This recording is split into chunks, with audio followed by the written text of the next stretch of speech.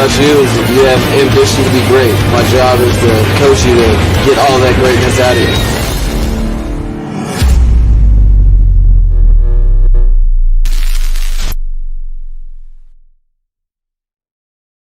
you. What is good, Finn Nation? What's good? We are back here for yet another one. As we are about to go live, the Dolphins make another addition to their backfield. And we're going to talk about that. You can bet your bottom dollar. We talked about him potentially landing with the Dolphins, but Sony Michel is a Miami Dolphin, so we'll talk about that in a little bit here. Also, there was a leak coming out that the Dolphins are going to be opening up the NFL season, the regular season, on the road in Buffalo. So I did a little research. I found out their season opening record against the Bills and did a little bit of season opening record for you. So let's talk about that. The full schedule will be released on Thursday, so we'll find out if this rumor is true. But looking at their history, it kind of makes sense because we haven't faced the Bills on a season opener since 2010. So it kind of does make sense. So we'll talk about that. And you know what? I'd rather travel to Buffalo in week 1 than, week 14, week 15, week 16 here. Okay. On top of that, we're going to get into, there's a couple good questions that were posed actually. One is, are we the most improved team so far this offseason? So that's a question I want to look into. And then number 2, you got to ask yourself, realistically, what is this offense projected to be? And there's 2 articles that came out regarding those subjects. I'm going to talk about the articles and give my thoughts and where I stand. Also, I have a new sponsor that will be coming to the show that I will be debuting when I do my brand change. That will be part of it. Shout out to Pick 6 Apparel for hooking your boy up with some new mugs. If y'all have been around, y'all know I've had the Tagovailoa mug since day one. Well, I got these flashy new mugs hooked up from one of my new sponsors. I got Waddle, I got Holland, I got Hill, I got Tua. And I'm going to be getting a discount code for you guys real soon, getting you guys 15% off your orders. So shout out to them over there. We'll get that set up for you. And with my brand relaunch, because I talked to you guys last time I went live, I said I needed 3 things completed and I was ready to go. Well, guess what? Your boy got those 3 things in his mail today. So we are good to go. So now Penguins up 2-1. Let's do it. So now I'm just waiting. Oh, did he make that save? He made the save. Oh, whoa. He made the save. So we're gonna look into all that. And then I got a couple other things. There's a very interesting quote from Peter King's Football Morning in America I want to go over. And it's kind of crazy because it's something I mentioned during the draft. And it's kind of crazy because it was talked about. So I want to look at that. Yeah, we do got a bunch to go over besides Sony Michel. We got a ton to go over. I want to shout out the homie Dougley Do Wrong today because Dougley out here catching strays. Dougley put out his AFC East quarterback rankings, and he had Tua ranked as the 3rd best quarterback in the AFC East. Now, I don't agree with that. But I respect Doug. I respect his opinion. And I know, and I said this to Doug, I know Doug's big thing was availability, right? And I said to Doug, I said, man, the only pushback I'll give you now is, guess what?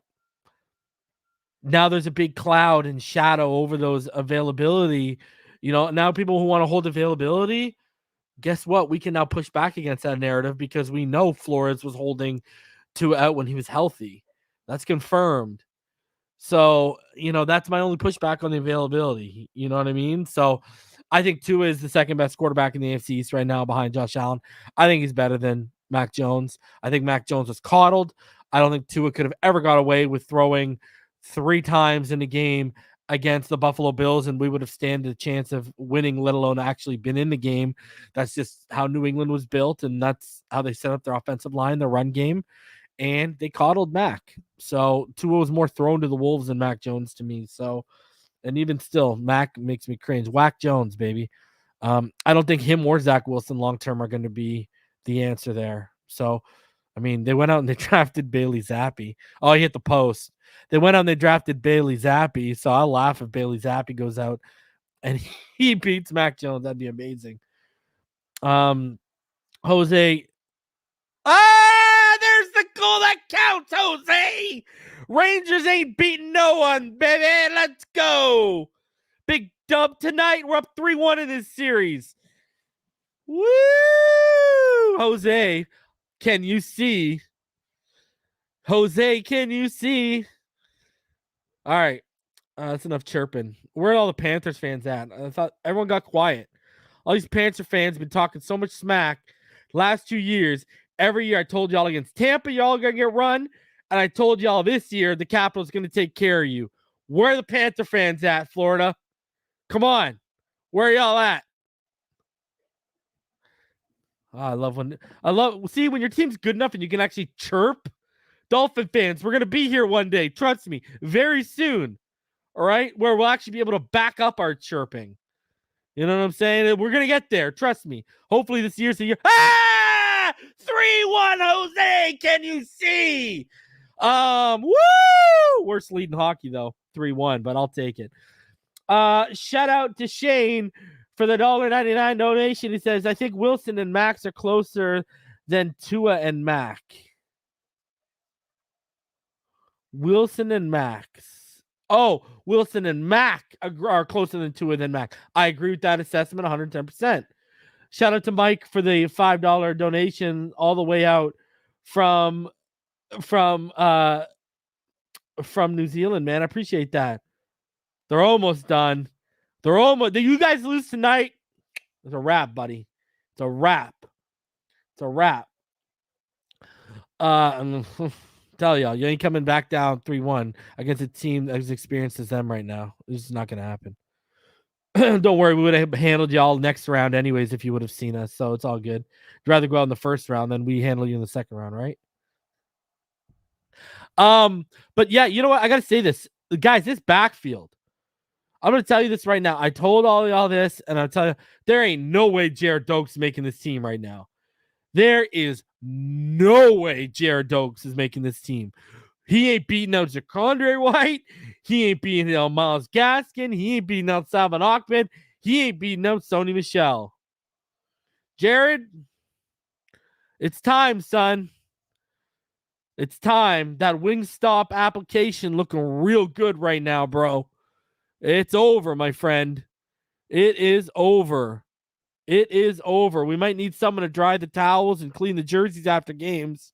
But other than that, it looks like it's over for me with Jared Doe. I just don't see who's he beating.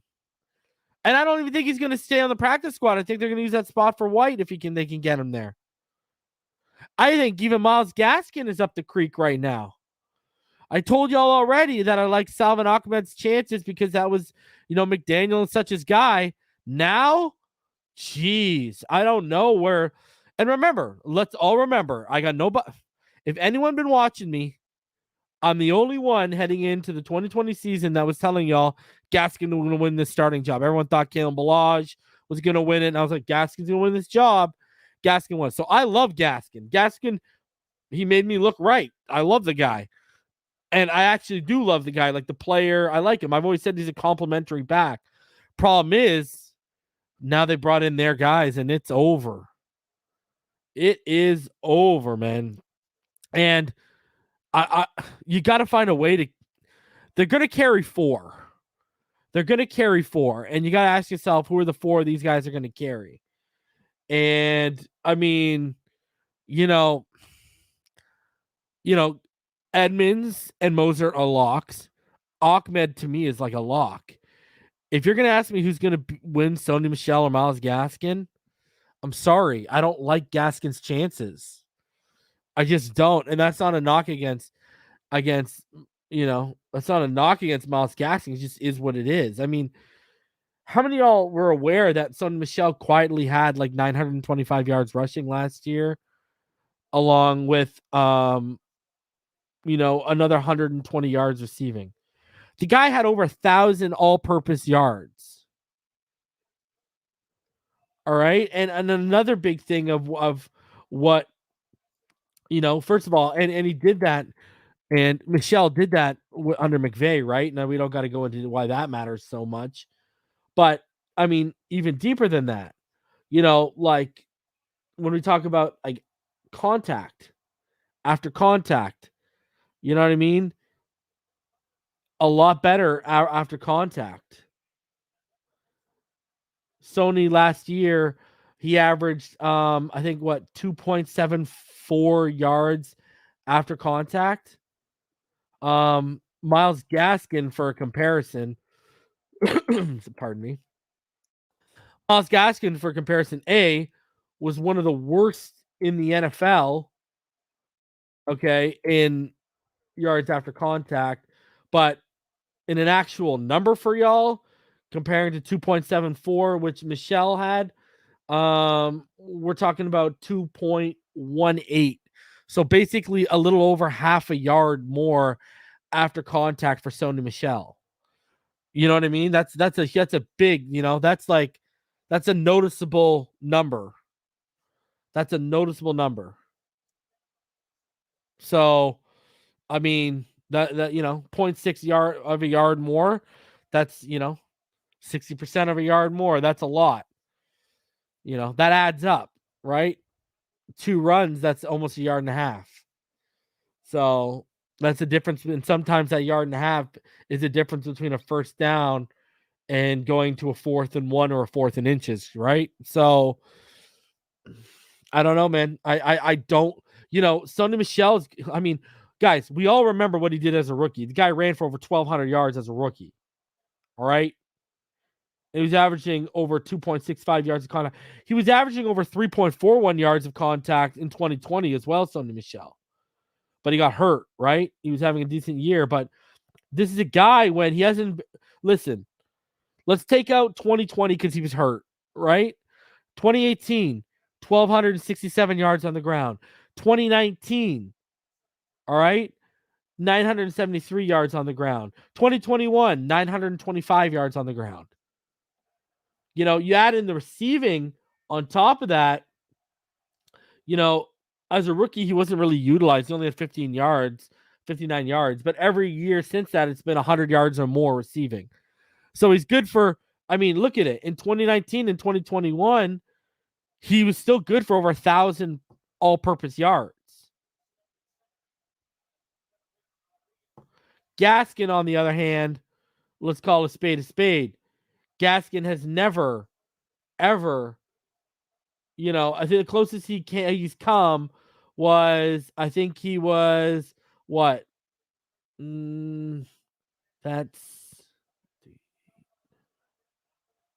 think he had 972 all-purpose yards in 2020. He had 584 on the ground. He had 388 receiving. Obviously, Gaskin offers you more upside receiving. But I think when you talk about the complete package, because here's also where Sony Michel is better. Sony's a better pass blocker, sorry. He's a better pass blocker than Myles Gaskin. Obviously, you come from Bill Belichick and the Patriots. He's a better pass blocker too. So I don't know how, hey, all the power to Gaskin. If he wins the RB4 spot, great. But it just looks like an uphill battle if Sony Michel comes in here. That's the issue. I'm just telling y'all what it is. It looks like an uphill battle. So let's get into this, man. What exactly is Reason talking about? Smash that like button. Subscribe if you are new. Yeah, it just is what it is, man. So if you didn't know, if you didn't hear, Ian Rappaport, former Patriots running back Sony Michel is signing with the Dolphins. So, I mean, there you go. When Rappaport says it, it's pretty official. You know what I mean? And then even the NFL, they did their little graphic where they put out a graphic. So, I mean, that's a That's a good addition to the backfield, man. I mean, this team just continues to get better, man. I mean, like, and he played. He was healthy last year. Stepped in for Cam Akers when he went down. I mean, this is a guy who can. This is the in between the tackles guy we were kind of missing. That I think they wanted to add with that Rachaad White pick at 102 that they were rumored to be into. This is a really good pickup, man. You've got a guy who can run in the gaps right now, or he can hit that edge. I love the pick. 4.54 guy, 5'11", not even 28 yet. Another Georgia guy. We're loving the Georgia Bulldogs this offseason. Personally, I think it's a great signing, man. I think Chase Edmonds, Sony Michel, Raheem Mostert, and then Ahmed or Gaskin. That is a very intriguing committee for me. We are going to be running the football. We are going to be running the football. I agree with you, Rome. This is the guy when you're in tough yardage situations. This is the guy you're going to trust the most. So I think this is a great addition. Again, he's a better pass blocker than Gaskin, offers you more after the contact than Gaskin. And I saw someone saying, I don't get the Ahmed fan club. It's all about reading the tea leaves, bud. All right. Ahmed, who drafted him? Kyle Shanahan, Mike McDaniel. When they lost him, when we picked him up off waivers, when they tried to shift down to the practice squad, it came out that they were disappointed that they lost him. What was the first move the new regime did when they came into place? They tendered Salvon Ahmed. It's all about reading the tea leaves. See, what you're not getting is Salvon Ahmed's their guy. And that's going to make it harder. Can Gaskin beat him? 110%. But it's just going to make Gaskin harder. It's going to make it a harder job. That's all. I don't think Gaskin is going to beat out Sony Michel, though. And I don't think Ahmed would, too. I would pretty much lock Sony Michel in as my wide receiver 3 expectation. So, and if I'm telling you right now, if Raheem Mostert, Chase Edmonds, and Sony Michel all stay healthy, I'm sorry, people. 4-1 Penguins, love it. We are going to have a dynamic run game. Man, I saw someone saying, man, hopefully the O-line block. I know the left side can. Just run to the left, baby. Just run to the left. Just run to the left. Just feed it to the left. That's all you got to do. I ain't worried at all. I'm telling y'all right now, smash that like button, guys. I'm telling you right now, if these guys stay healthy, Mosert's your home run threat. Mostert is your home run threat. Edmonds is your chunk yardage guy from and main receiving back from the 20 to the 20. And then Sony Michel is when I need you on third down, when I need you in the red zone, when tough yardage, short yardage situations, Sony Michel cleans up. Whoo! That's a lot better than we had last year and anything in the Flores era. Good God almighty. Someone give McDaniel the Nobel Peace Prize for what he's already done to this offense in like 3 months. Jesus. Love it. We finally got the R for the RPO says 10-17 man, 110%. What was the last year? Everyone kept crapping on Tua last year and this RPO offense. And I kept saying, y'all should be amazed that we're getting the results we're getting out of this RPO because we don't have a running game. There's no threat of the running game. There's nothing to keep the defense honest. There's nothing at all. So stop. They just started sitting back in the flats and in their zones underneath routes, what they were seeing on tape, and we're so freaking predictable. Now this running element we've added, I'm telling you, it's going to be this is why we're going to get into it. This is why I want the Bills week 1. Give me the Patriots week 2 as well. Let's come out. I want to come out of this season swinging, smacking people in the mouths. because they ain't gonna know what hit them.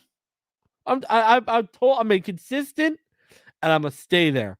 There's gonna be a learning curve and an adaptation period for defenses and coordinators. I'm telling y'all right now, if we come out, I expect us to be scoring 24 to 26 points when we come out. I would not be surprised if we're scoring between 28 and 30 by the end of the season when we get clicking. Because it's going to, the thing is, because of things we're hearing, i.e. Barry Jackson reporting, players are saying the terminology in the offense has been really easy to pick up, stuff I've heard privately from Tua's camp and others. I do think, sure, is our defense going to be ahead of our offense in training camp? 110%. Our defense has been together for how long now? There's a whole bunch of studs and superstars, but here's the thing. It's a different game now. All right. We're not playing our defense in week 1. We're not playing our defense in week 2. We're playing a far more depleted Patriots defense compared to what they were whenever we play them than what they were last year. Okay. I mean, so, I look at this, man, I ain't worried. We are going to come out and smack these people in the mouth. Teams aren't going to know what hit them, man. I'm telling you right now. No one see the wide zone Shanahan offense with this kind of vertical element and speed added to it. It just hasn't existed before.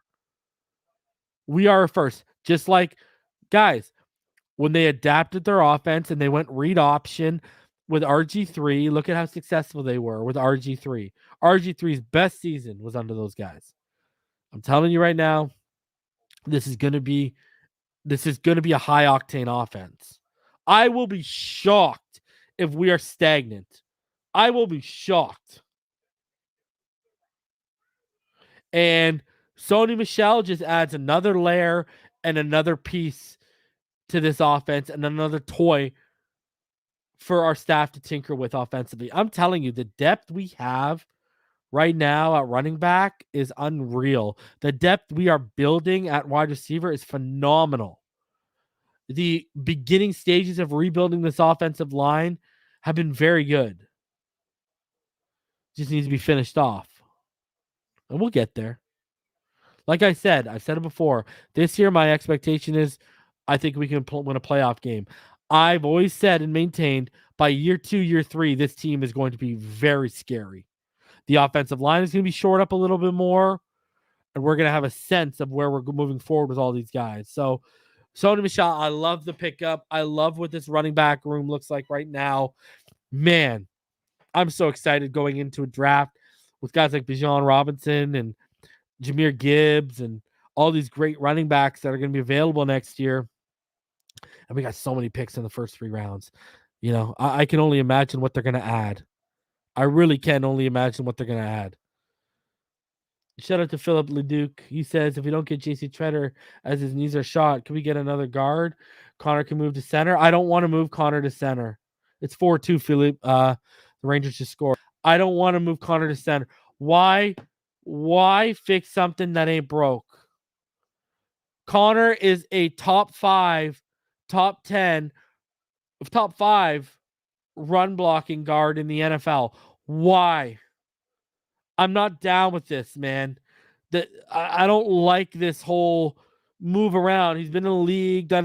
Just continue Dieter's development if you do not get someone that can slide in there. I'm not a fan of doing that stuff. And I think people need to realize that they were just cross-training him while we're in shorts, because think of it, we have no depth. We don't even have an emergency center on this right now other than Ty Clary, the kid we added from Arkansas, but I don't think he's going to make the team. So no, I think you rock with Treader, you rock with Dieter, and you rock with Jackson, and you just get depth for those positions. That's all you can really do.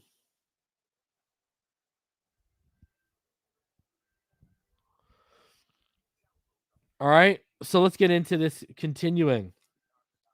Guys, if you didn't know, there's a rumor and going around and schedule leaks. And remember, when this happened last year, a lot of them ended up being spot on. And the schedule leak right now is Miami at Buffalo on Sunday at 1 p.m. to open the season up. And I want to know in the comment section right now, with what we just talked about in this offense, how would you feel about that? Because I'm going to tell you right now, let's go. Yes, we got Aladino, we got Sony, yep. So, I want to know, y'all, how do you feel about this? Because I want this. I want the Bills week 1. Last time we faced them, we shut down Josh Allen, but we didn't have the offense. Now we got the offense. I want them week 1. How are they going to stop our offense? You want this? Their defense going to stop us? How? I think our defense can do more to stop them than their defense can do more than to stop us. Y'all going to think I'm crazy. Get ready for it. Bold prediction time. I think we can outscore Buffalo in week 1. I really do. There's going to be no tape on this offense. There's going to be no tape on this offense, and McDaniel's going to know if he can turn around our offense in one offseason, then he could do what Flores couldn't do, and that's beat the Buffalo Bills in his first week. Oh my God, build the statue. Build the statue. And you know what? I think he can. I'm going to tell you this much. This is the best shot I think we've had since before Flores was here to beat the Buffalo Bills. I'll go even further. When you look at this defense and where how it's intact and how they played Josh Allen the last season, and you look at the offense we're putting together, I like our chances. Let's go. No snow, no wet weather. Buffalo in September. Let's go. I might actually go to this game too. Let's go. I'll have to get one of the screen printed jerseys. I'm not going to wear a good jersey to this game, but I'll go get like a Waddle screen printed jersey because people are going to be throwing stuff at me. I'll make sure it's Aqua too. But let's go. In the famous words of Bone Crusher, I ain't never scared. All right? Give me Buffalo week 1. I want this to be true. I'm begging for this to be true. Because I want to smack McDermott and I want to smack Josh Allen in the mouth coming out of the gate. I want the NFL to know week 1, oh shit, the Dolphins have arrived. I want week 1 to resonate throughout the NFL. I want them to know we're for real. So give me Buffalo week 1. Give me Buffalo week 1. Let's go. That's what I say. Give me Josh Allen. Give me the big bad Bills. Boy, I love losing Super Bowls. Give me them. Let's go. Because I want them to know there's a new threat in the division. And I want Mike McDaniel to put his stamp on his team. Shout out to Steve for the $10 donation. He said, I would not want Buffalo week 1. Oh, way to bring it down, Steve. There will be growing pains, new everything. You want the team to gel first and hit its stride to play its best. Continuity would have the advantage. And our defense has that. That's exactly what I've said. Our defense has that continuity you've talked about. They showed last year they could stunt them, but our offense wasn't powerful enough. I think our offense, I'm not disagreeing with you. They're going to be learning curves. I'm not disagreeing with you at all. But a lot of the guys we've added to this offense are vets. They're not rookies. Right? Taron Armstead, Connor Williams, been there, done that. Tyreek Hill, been there, done that. Chase Edmonds, been there, done that. Raheem Mostert, been there, done that. Sony Michel, been there, done that. Even Robert Hunt and been there, done that. So I get your concern, I do, but I'm going to tell you this right now. They're not going to know what hit them. There's no tape on us. That's the best way. That's the best time to catch. If you properly prepare, that's the best way to catch a team off guard when there's no tape and they don't know what to expect. Because if they don't know what to expect and you catch them off guard, they won't know how to defend it and they won't be able to make adjustments till at least halftime, meaning we'd have 2 quarters to absolutely toy with them. And if we get the defense we had over the last 8 of the 9 games last year, we are locked and loaded.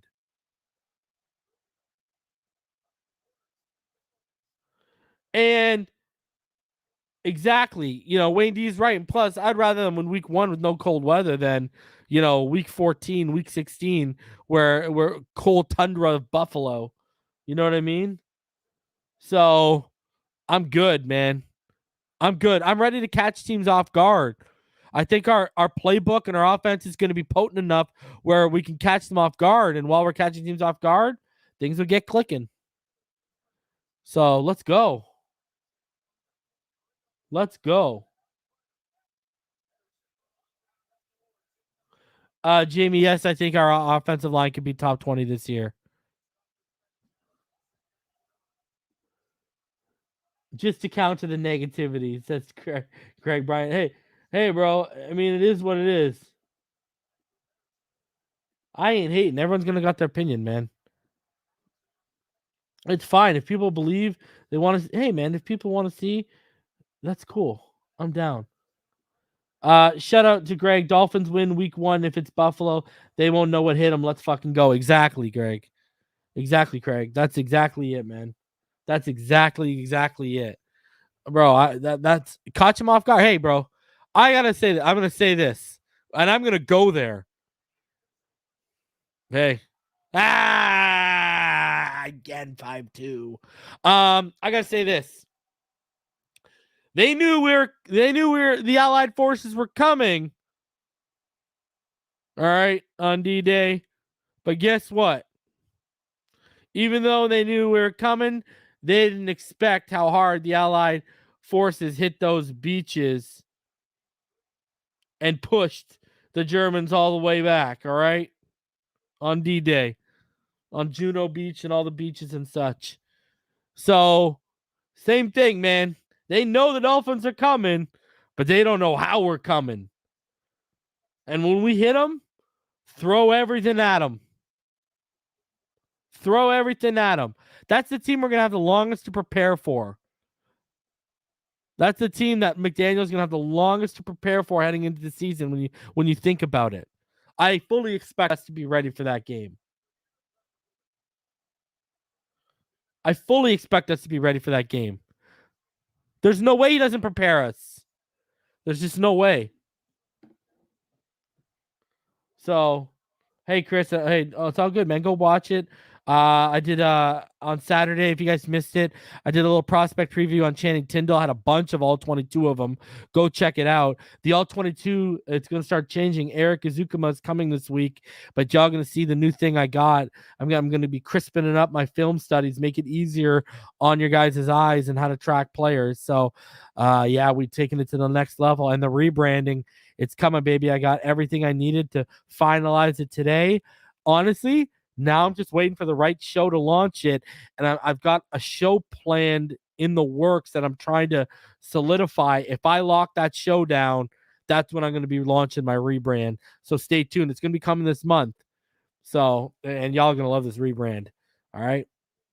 So, and it's already begun with the new mic and everything like that. We take it to the next level. So let's get into it even further, guys. Man, let's go. Give me Buffalo week 1. You already know what time it is. The Penguins are absolutely killing, baby. Woo! What a beautiful day it is. Even though I did not feel well at all today. At all. So Bleacher Report, they power ranked every NFL offense after the 2022 NFL draft. And guys, 32 the Houston Texans, 31 the Giants. I think you guys might be shocked because I want to hear you guys. where would you guys rank this offense heading in? Because I'm going to show you where they ranked the Dolphins. They actually ranked the Dolphins 21st, only one ahead of the Jets. They basically said the Dolphins had a middling offense in 2021, finishing with the 5th lowest OSRS in the AFC. However, things could be on the upswing for Miami. The Dolphins went out and traded for 6-time Pro Bowler Tyreek Hill and added fellow receiver Cedric Wilson in free agency. They'll join a receiving corps that already boasted Jalen Waddle, Preston Williams, and tight end Mike Gesicki. Miami also strengthened its line by signing Armstead and guard Connor Williams and bolstered its backfield by signing Raheem Mostert and Chase Edmonds and now Sony Michel. The addition of offensive head coach Mike McDaniel and former LA Chargers run game coordinator Frank Smith as OC may further squeeze some juice out of Miami's impressive supporting cast. However, the Dolphins aren't going to field a top-tier offense if third-year quarterback Tua Tagovailoa doesn't improve. He was in and out of the lineup as a rookie and was largely underwhelming in year 2. Last season, the 24-year-old went 7-5 as a starter, but averaged just 6.5 yards per attempt and posted a good, not great 90.1 quarterback rating. The Alabama product will have no excuses with this lineup, and the Dolphins have a lot of offensive potential. Until Tagovailoa proves that he is the guy, however, it's hard to get overly excited about Miami. See, are we going to act like that including the Ravens game, that 3.5 game streak in November didn't happen and he was giving us top 15 play at the position with no supporting cast, with a coaching staff that didn't believe in him, and I mean, just a terrible environment? Now he's got everything the opposite of that. So naturally, organically, that should tell you the player is going to grow. And clearly this person didn't watch the film, because sure, there's tons of areas Tua still needs to be more consistent in, but there was clearly growth in his game last year. I mean, it was evident he was making throws he would not attempt in year 1. So I don't know about that. 21, that's a little low for me. I think this is going to be a top 15 offense in the NFL. I truly believe that this is a top 15 offense in the NFL. Now, if you want me to get here in a specific number, I would have to go into here. But let me show you who they have ranked above us, for example. And I'll tell you, no. The New England Patriots are not a better offense than us. Throw that out the window. So now we're up to 20. The Pittsburgh Steelers are not a better offense than us. So now we're up to 19. All right? The Pittsburgh Steelers are not a better offense than us. Are we seriously saying this right now with Kenny Pickett? Come on. And that offensive line and that receiving core? Stop right now. Baltimore Ravens. Okay, they've lost weapons. There's an argument to be made there. Okay, but let's say that's reasonable. So we'll leave that there. Tennessee Titans, reasonable. We'll leave that there. So our 2 teams. The Browns, very reasonable. We'll leave that there. The 49ers, offensively, there's a lot of questions. They lost Laken Tomlinson. Trey Lance is not, we don't know what Trey Lance is going to be. 49er fans are thinking this team's going to be 3-14. So I'm going to take us over their offense right now. Other than Debo, what do they have? All right. So now we're better than the 49ers. And we're better than, so far, the Steelers. And so we're better than 3 of these teams. Okay. So now we're up to 18 on my list. All right. Arizona, I'll give them. Minnesota, I'll give them. Colts, I'll give them more complete. Philadelphia Eagles, really? I mean, they got a better offensive line. I mean, they got a pretty good, they got a better offensive line. I don't know about weapons, though. I'm going to take us over the Eagles. And Hurts. So that's 4. So now we're up to 17. Okay. Dallas Cowboys, that's fine. Rams, that's fine. I'm not going to cry. Broncos ain't going to cry. The Raiders, Devontae Adams are really propping them up. Chargers, okay. The Bengals, okay. They're proven right now. Okay. So let's see this. Okay. So at worst, we're 17th. I've counted 4 teams we're better than. And the fact that they have the Jets at 22 should give people pause to begin with.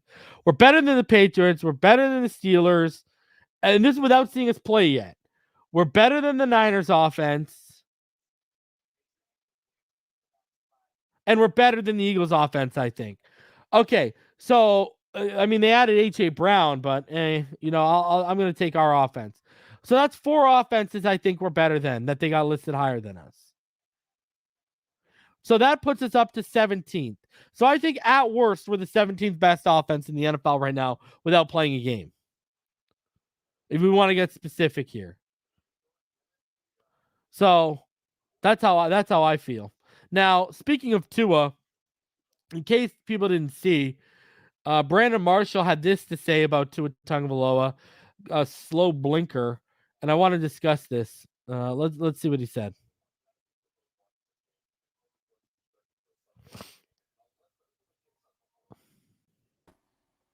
We'll see. Listen, the thing about Tua, Max, he's a slow blinker. Do you know what a slow blinker is? Tell me. A slow blinker is someone who can't process quickly. He gets back in the pocket too late. He can't go from his first read to the second to the third. If Tua can actually quicken up his process, he'll have a chance. We know he has the weapons now. I'm really excited about this team. This team could be the team that takes the NFL for a storm. But Tua, if you look at him in this offseason, getting back into his set, he's so much quicker. He's so much faster. So that head coach has come in and said, Tua, you can no longer be a slow blinker. We got to speed up the process. Okay, so I think that's, I think he's wrong. I don't think he's a slow blinker. We've seen, me, Martin, and Ballgame have shown many instances on the film of him going through his progressions. The issue you're running through into is sometimes he'll make the wrong pre-read snap, or, and I've said this before, doesn't get protection. And then there are plays where, defense looks like they're going to send, 6, they send 3, and he gets protection, and he's kind of like taken aback by it. And, he looks a little off processing it. But then there's plenty of times where you see him going through his progressions, no problem. That's why I said he needs to read all 3 levels consistently. That's what I'm talking about. Reading the defense and reading your progressions on all 3 levels consistently. He can do it. That's the dumbest thing I've heard someone saying that he can't do it. He can definitely do it. There is no question about whether Tua can do it or not. It's a matter of of him doing it consistently. That's where the issue starts to come in with Tua Tagovailoa. It's all about consistency. That's all it is with Tua. Tua's shown he can do all the things he needs to do to be an NFL level quarterback. The thing is, in certain areas, he hasn't shown the consistency we need of doing those things to lock him in as a franchise guy. Like, there was a video today going around, and I'll play it for you guys. But, I mean, where were y'all 2 years ago? There's a video going around of Nick Saban breaking him down, going through all of his reads. Guys, I played this 2 years ago in like March or April or May when EM was constantly on this channel. I played this video a long, long time ago because this is back when TD, his narrative on Tua was he's a one-read quarterback. And me and EM kept showing film, and then we did a show where we showed Travis Wingfield going through all his progressions. And then we showed this clip as well that I'm going to show for you guys here that showed him going through all of his progressions. Because we said, you know what? We've shown you guys enough. Let me show you. Let professionals take over and show you. So this is what people were countering what Brandon Marshall was saying. This video is over 2 years old. So I'll show y'all what they're talking about. Episode of detail. Let's take a look at our quarterback, Tua. All right, so we have several options on this play, and you can see Tua fake. All right, and he's going to look into the boundary here, because if these guys are soft on number 11, or they mess up this 84 faking like he's going to block for 11, then we're going to take a shot right there. And we create a stack on the other side and run like a double post. First option, not there. Second option, looking back to 6 and 4. Jerry Jeudy beats the guy on the post. Middle of the field safety is in conflict here because he's got a post running in front of him, then he's got a post top. running behind him. Yeah. But one of the things about a good quarterback, all right, a lot of guys can't do this. Watch the head. A All you lot gotta of do is watch the guys head. can't fake this ball, look to the left, make a read, come back to the other side of the field, now read the middle of the field safety. Yeah, and you see the read. You see him with the hezzy pump Be for sure the to reads. catch the new season 3 of D. So I mean, I've shown this video before, and it was circulating today. I mean, there's no doubt Tua can read all 3 levels and he can roll through his progressions. It's about consistently doing that, i.e., roll through your progressions instead of making a predetermined read that's the wrong one, because he'll do that sometimes. You know what I mean? But also, there's other context to this. Sometimes you can't go. Okay, let me put it this way. When you don't have protection, you're not going to have time to go through all your reads, right? Also, when your protection consistently and constantly fails you, what does it do? It speeds up your processing. It speeds up your internal clock of, I got to get the ball out. So that's why you'll see him sometimes when he thinks the pressure's coming and it doesn't come, when that read isn't there, that he wanted to get the ball out and he's looking around, it's because his internal clock is sped up and said, you got to get the ball out. Pressure's coming, pressure coming. And and he gets a little, a little flustered. But that's a result of bad protection. That's a result of bad habits and bad environments breed bad protection and bad environment can breed bad quarterback habits. Right? That's just how it is. And I've been saying this since he was a rookie. Right? There are plenty of times where it looked like he didn't trust his body, didn't trust his protection, didn't trust his receivers. Last year, you saw times where he didn't trust his body or he didn't trust the protection. Like, it's a recurring theme, and you see things happen because of it. So it's just, if you've seen it, if you've been there, if you played the position, you know what to look for in those senses. So, and not excuses, it's just that's what happens. You know what I mean? That's why we saw the footwork getting a little bit more sloppy, and we never saw his footwork was damn near immaculate coming out of Alabama, right? Bad protection. It caused you to speed up your footwork. You have bad footwork. You can have bad footwork because of it. That's just how it works. You could be, because of not trusting your protection, you can not reset and not plan properly because you just want to get the ball out. So it just is what it is. That's how it works, man. So, but the slow blinker thing, that's a stupid narrative, man. That's dumb. Now, Bleacher Report again, sticking with that, put in an article talking about the most improved teams of the NFL offseason. And it's good when Terran Armstead's a pitcher. So, right, the Cincinnati Bengals, someone that I brought up, proved in 2021 just how much of a difference one offseason can make. And I've been saying, why can't we be the Bengals with all the improvements we've made? We've made better improvements. So they have the Raiders as the 5th most improved team. They have the Jaguars as the 4th most improved team. And they have the Dolphins as a number 3 most improved team, which I think is egregious. I think they are the most improved team in the NFL from staff down to field level, 110%. Like, who added someone better than we added the top 2 additions in the offseason, Tyreek Hill and Terran Armstead. Like, what are we talking about? Like, unbelievable. So the Dolphins are still going to be figuring out what they have in Tua Tagovailoa in 2022. The moves they made this offseason are going to go a long way into getting the best possible valuation of his talent. Rather than asking him to prove himself with so-so weapons and a bad offensive line, the Dolphins upgraded his options while working towards making sure he isn't running for his life. Last season, the Dolphins' offensive line, which racked up a league-leading 235 pressures allowed, ranked 32nd in PFF's final rankings. With Terran Armstead taking over at left tackle and Connor Williams manning left guard, those numbers should drastically improve. Tyreek Hill's speed and big playability add a dynamic shifting piece to the offensive toolbox. The additions of Edmonds and Moser give them depth in the backfield that could be a runner-heavy offense. There weren't a ton of changes on defense, but that unit, which is a reason why we've improved, because they didn't shake things up. They kept everything intact. It was smart. All they did was add. They added Channing Tindall. That unit's continuity is important. Dolphins were able to retain DC Josh Boyer along with Xavier Howard and Emmanuel Ogba. After being at the precipice of the playoffs last year, Miami now boasts a completely remodeled offense as it pushes for its first postseason berth. So the guys they ranked ahead of them are the Chargers, who obviously added Khalil Mack and J.C. Jackson. But I'm taking our additions over them. And then Denver Broncos, who added Russell Wilson, and then, not a ton more.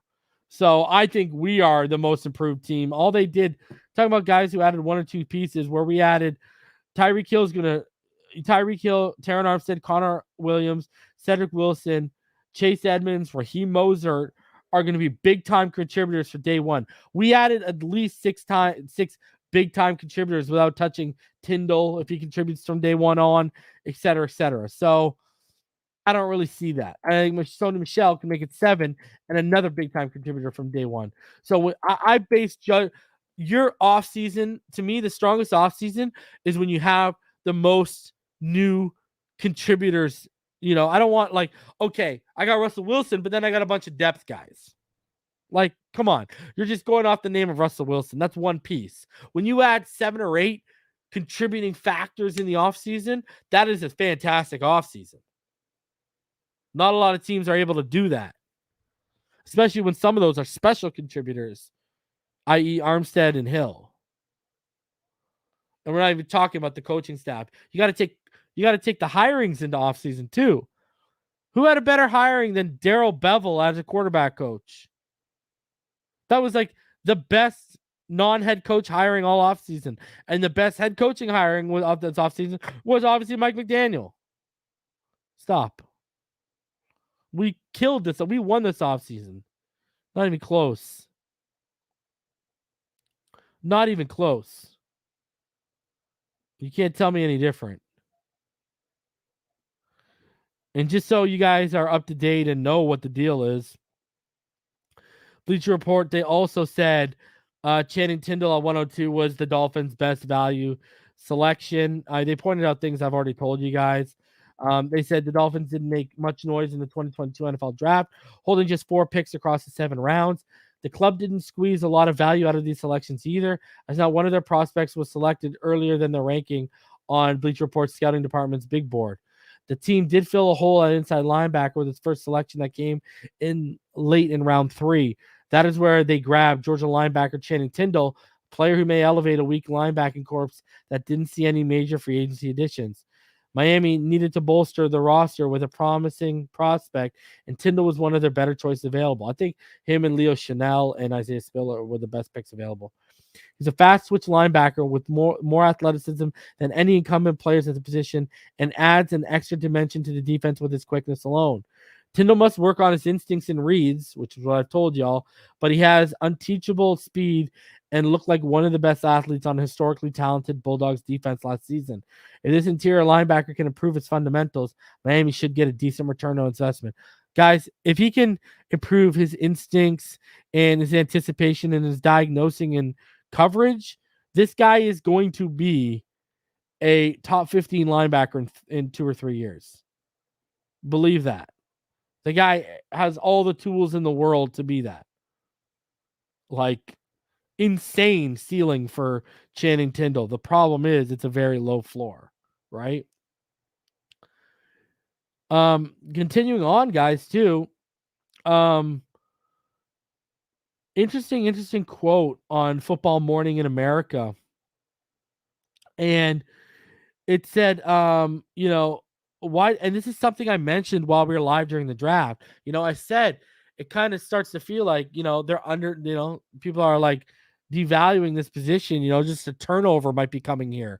Well, look at what was said in Football Morning in America. Quite interesting, actually. It says receivers might have short shelf lives with the teams. In the good old days, maybe 15 months ago, Amari Cooper, $20 million a year contract was a gold standard for receivers. DeAndre Hopkins got a 2-year Band-Aid deal in Arizona for a few dollars more in 2020, but $20 million was a long-term target for players. Until Christian Kirk got $18 million a year in free agency from Jacksonville. The 7 wideouts got between $20 and $30 million a year in the next 5 weeks, ending with A.J. Brown, trade and sign deal in Philadelphia on night 1 of the draft. Check this out.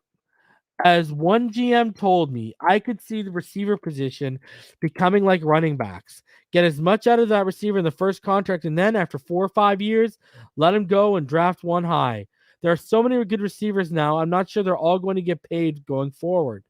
Tennessee, for instance, simply swapped one physical 4.5 speed, 225-pound receiver for another with A.J. Brown to Treylon Burks, and we'll pray that Burks can be 90% the player that the Titans got in Brown. That's a very big ask. In the end, one team not paying big money to a QB could afford Brown, and one team paying a QB, Tennessee to Tannehill, couldn't. So, or calculated that it couldn't. See, so, they kind of chose paying Ryan Tannehill over a guy like A.J. Brown. I mean, and we've seen it before, right? Like, let's be honest. I've said this before. Russell Wilson is why the Legion of Doom broke up. Legion of Boom, sorry. He's why the Legion of Boom broke up, right? He wanted that big money, right? That's for sustained success, guys. Quarterbacks are going to have to take less than market value. That's how Tom Brady has, other than being the most an elite at efficiency and an elite football IQ, taking less money to keep stacked rosters together has been a formula that's how you win. And with the cap going up, think of it. If quarterbacks take friendly deals, think of all the extra money you'll be able to spend.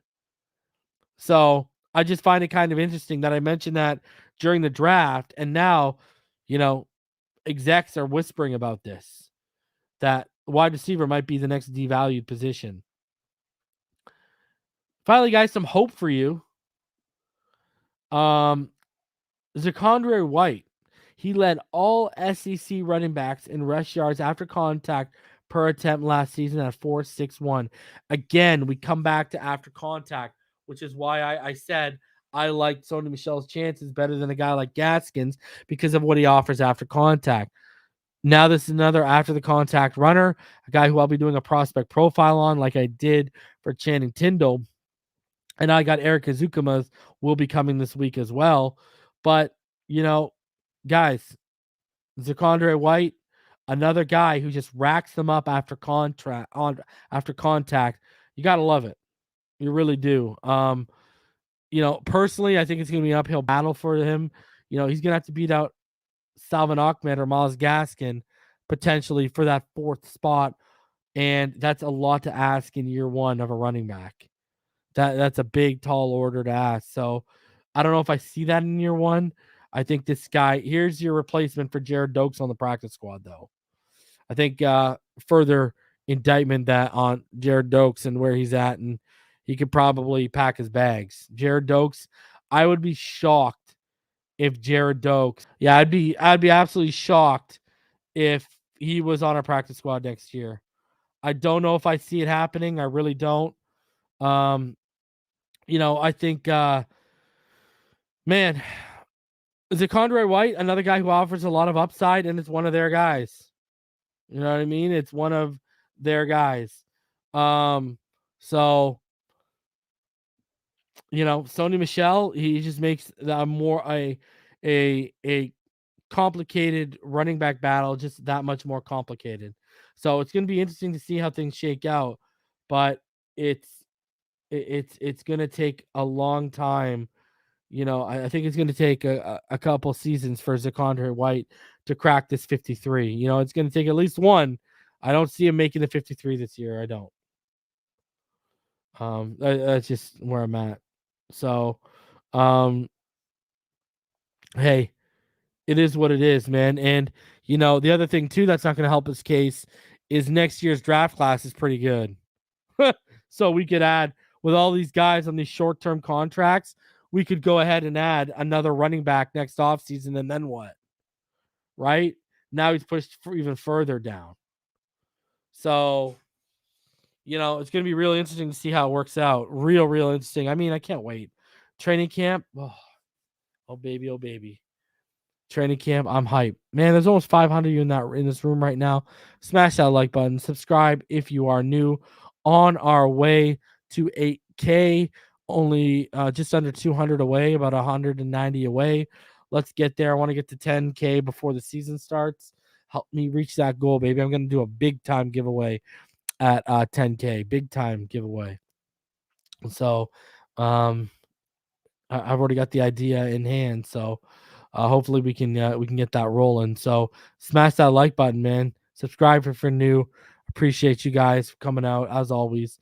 It's Monday night, guys, and we got Thursday night. We're gonna be live for the schedule release.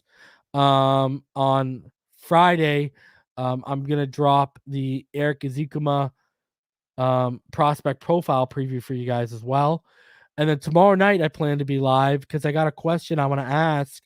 I'm actually probably going to open up the whole show tomorrow. So I'm going to be bringing you guys on. So please, there's almost 500 of you in the room. Those are you going to come back tomorrow night. Please be active if you come back tomorrow. I really want to get your opinion. It's going to be a good subject.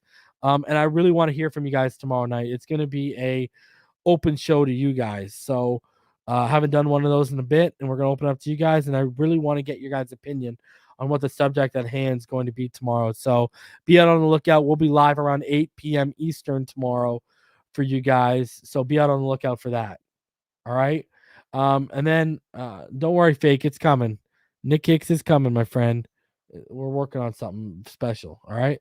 So hit that like button, subscribe if you're new. I appreciate each and every one of you. Over 500 of you in the room tonight. We cracked over 500. I love all y'all for coming out on a Monday night, showing the love. Man, I really do appreciate you guys. You guys make me love what I do, and I love what I do because of all of you, all right?